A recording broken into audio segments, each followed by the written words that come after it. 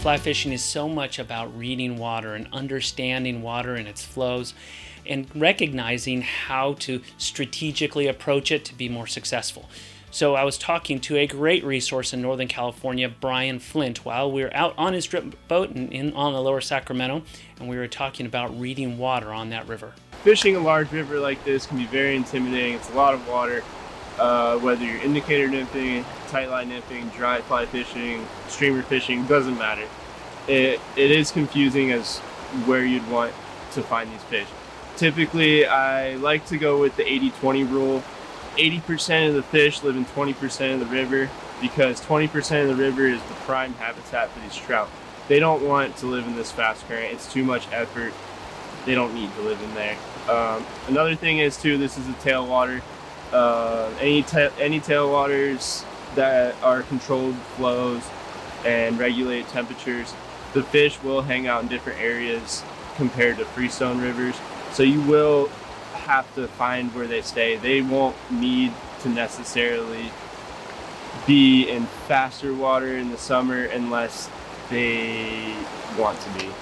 This part of the river is what I would consider uninhabitable.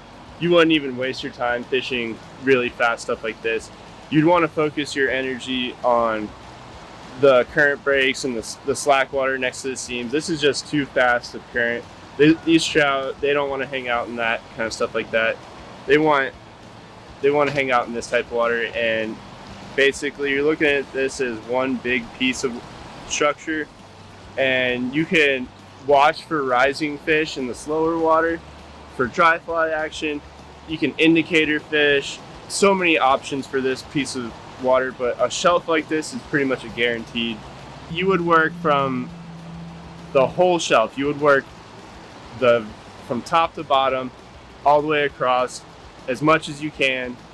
And with any significant drop off like this, elevation change, it's going to create a bucket, and that's just significant fish habitat where they'll definitely be hanging out. If you can identify those in a big river, it's almost a guaranteed safe bet. In this scenario, you don't want to necessarily cast upstream into those rocks. That's a guaranteed snag. You want to focus on right where the water drops in, that white water. The fish will hang right there. And then everything after that is pretty much a bonus, but as long as it's not too fast and the river doesn't look too crazy, there's going to be fish there. Hope you learned a little bit there from Brian Flint. I spent the day with him on the water on the Sacramento River. I learned a ton. He guides on the Sacramento as well as the McCloud River and the Pitt River. This is somebody that you might want to get to know. If you're not sure about this area and this river, you really need to. It's a special place, but it can be kind of technical and kind of tough. So let us know. We'll put you in touch with him, and we'll see you right here next time on the Backcast.